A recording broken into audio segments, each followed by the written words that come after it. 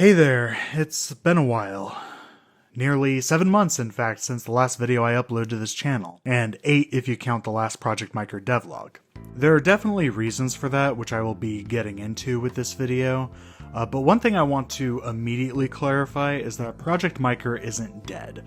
It is still being developed, and there will be some new devlogs coming after the new year.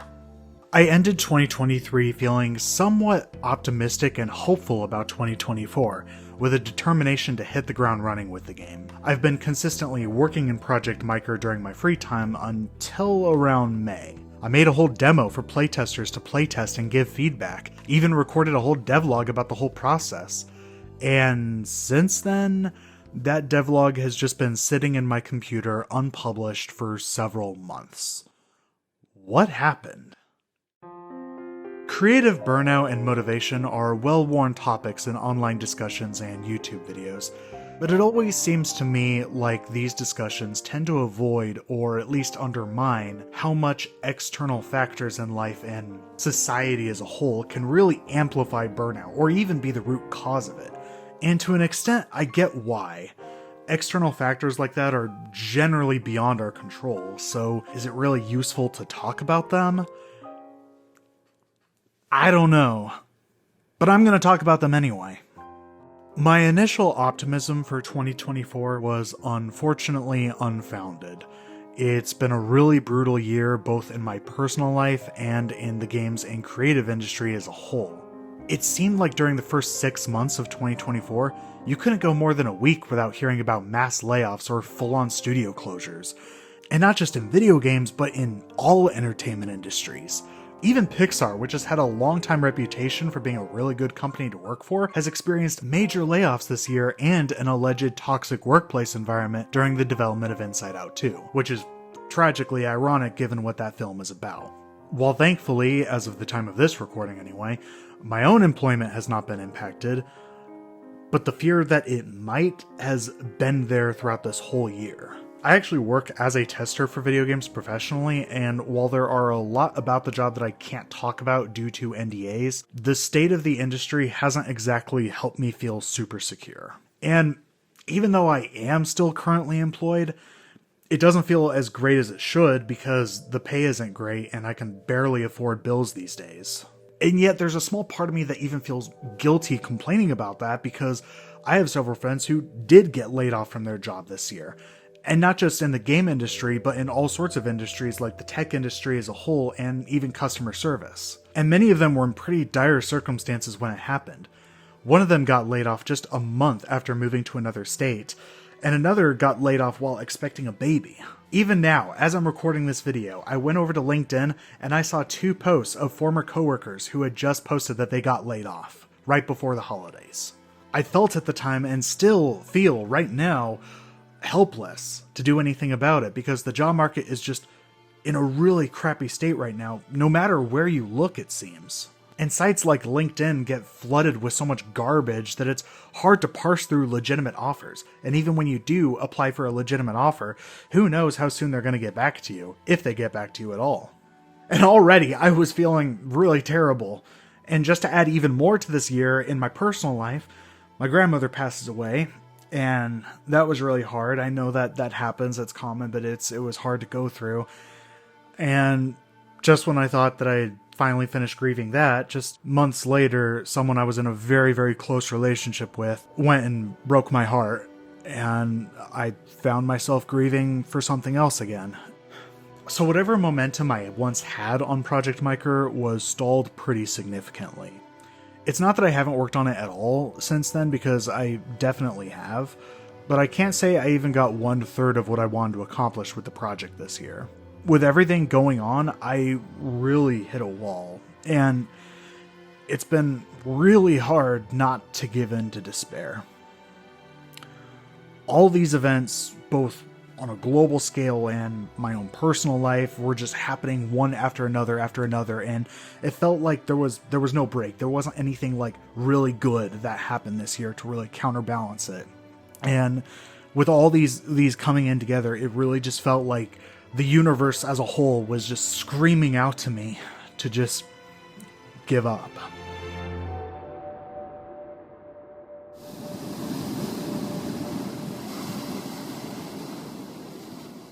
During the time when I wasn't working much on my own game, I started doing the thing that initially led to me wanting to make games in the first place. Playing other video games. One of which was Persona 5 Royal. Now, Persona 5 is an 8-year-old game at this point, with Persona 5 Royal specifically being 5 years old, so it doesn't feel like the most relevant, hot game to play right now. But playing through this game during the latter half of this year, it was exactly the right time for me to play it. In a time where I was feeling a lot of despair and anger at what was happening in my personal life and the world as a whole, it felt very cathartic to play a game about teens fighting against corrupt adults who abuse their power. Oh, but man, it hit a little too close to home in many instances. But the part of the game that hit me the most personally was during the climax, specifically the climax that was introduced in the Royal Edition specifically. So, spoilers for Persona 5 Royal. Dr. Maruki has to be one of my favorite antagonists ever, largely because he is by no means a traditional villain. He is a very likable guy, and he genuinely wants to help people. When he awakens to his powers, he chooses to rewrite reality so that everyone's suffering can be mitigated. And the game really sits in with this alternate reality and showing how much everyone seems to be happy here.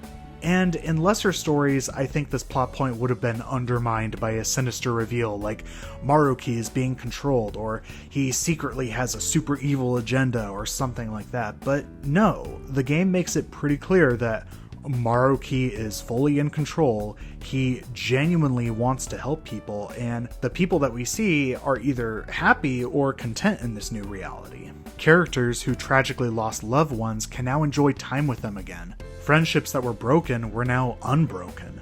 It was as if all major sufferings have been removed from the earth. And it could be easy to want that. I found myself wanting that really badly this year. I found myself relating to Dr. Maruki a lot. And yet, despite all these positives, the protagonist cannot accept this. The Phantom Thieves are all about changing hearts and fighting against the injustices of the world, but they are also against adults abusing their power, even when it's an adult like Dr. Maruki who has the best intentions. And at the end of the day, what is Maruki really doing here? He's giving up on people's ability to overcome hardship on their own terms, robbing them of a crucial element of the human experience. It may initially seem that Maruki was creating a reality where everyone is happy, but all he was really doing was creating a reality where people did not have to suffer, which is not necessarily the same thing.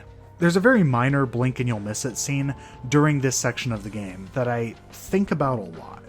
Yusuke mentions a fellow art student who was going through a creative slump, and he was really struggling and really suffering through this. Because of this, Maruki saw that he was suffering, and he changed the student's life by forcing him to pursue archery instead because he was more proficient in it, even though he is not at all passionate for archery. The student may no longer experience the suffering he held as an art student, but that also means that he lost something he loved. While a very minor scene, this scene really struck a chord with me. As I kept thinking about that scene, I was always pulled back to my own reality, to the struggles I was currently facing.